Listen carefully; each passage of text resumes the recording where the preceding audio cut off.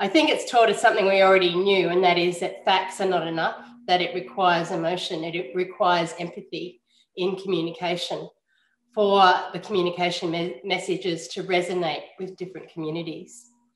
I think we've also been reminded of the fact that there are communities and sectors of society that don't have access to the knowledge or the technology that's needed to understand and respond to a pandemic.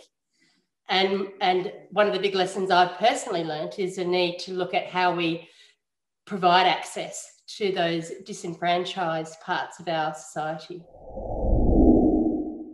A lesson learned is that a health crisis is a window of opportunity to communicate about science, to talk about research and its potential to save lives, but also to explain to the public that science is a process with inherent uncertainties and why it is sometimes dangerous to speculate or to announce some research results too early.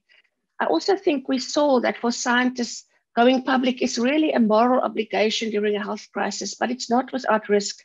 And therefore, they really have to prepare for engaging with the media and with the public, because it is a time of uncertainty and the stakes are high and things can go wrong.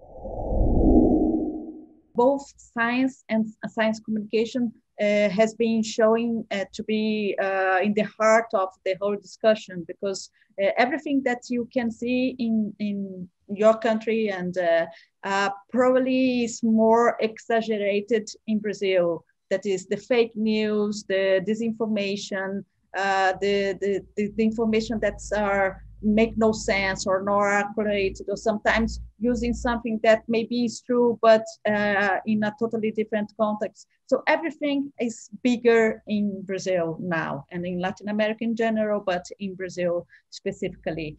So in some way, it is an opportunity for science communication. But I prefer to not say that, I don't think that we should say that there is anything good about the pandemic. It's not good at all. It's a nightmare. It's like a terror Hollywood movie that sometimes you wake up and you think it cannot be true.